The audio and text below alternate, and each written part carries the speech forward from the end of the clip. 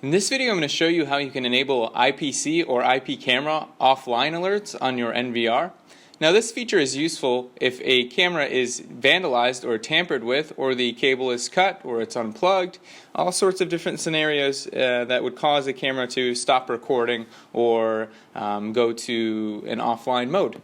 So in this case, we have an IPDE 401 in our top left hand side here, and we want to enable IPC offline alerts for this camera if it were to be disconnected. So first we're going to right click, we're going to go to main menu. Now this assumes we've already logged into our admin account, either using the graphical login password or typing our password in. Now that we're at the main menu, we're going to want to go to the alarm section on the right top hand side here.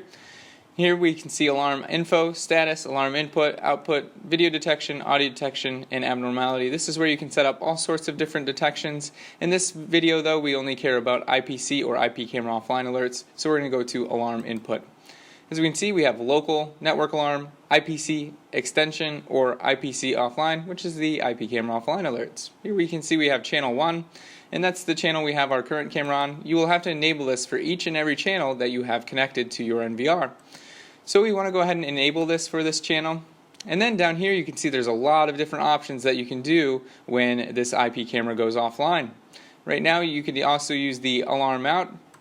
And this particular NVR has 2 alarm outs, and those are for any 2-wire alarms or any other kind of alarms that you have wired to the back of your NVR.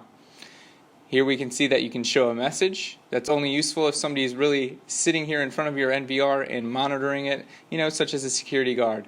You can have the alarm upload to whatever app you have. You can send an email. Now this is based on your email settings that are set on your NVR.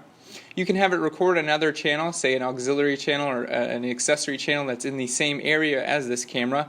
That way you can actually see the perpetrator maybe vandalizing your camera if that camera is in view, or you can at least catch that vandal coming in at a certain point of time if this camera is before and or after that other camera has gone offline.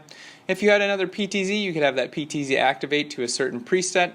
You can also have your NVR go to a certain number of cameras. Now this is considered a tour. Again, you could have it go to another camera if somebody's actively watching the NVR. That could potentially give them more information as to why that camera went offline.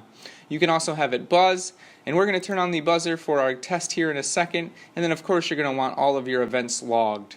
Now keep in mind, like I said earlier, you're going to want to enable this for each and every channel, and then go in here and enable the other channels that you want to record. So we're going to go ahead and down here and just click apply to save our settings, and then we'll go ahead and make an IP camera offline demonstration here.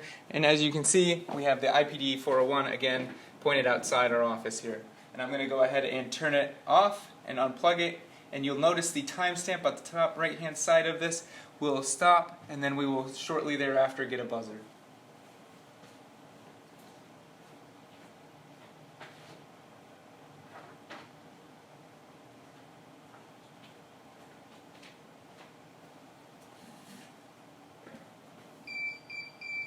As you can see, the time stamp stopped, and we will also receive the buzzer, which means that the IP camera offline has stopped, and you can even see the semi-truck has stopped in frame there, and now we get another buzzer.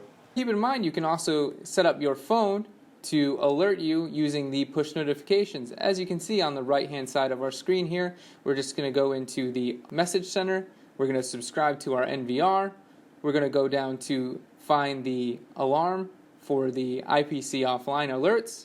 We're going to go ahead and enable that. We're going to back out, and then we're going to save our settings, and then we'll get a push notification when an IP camera goes offline.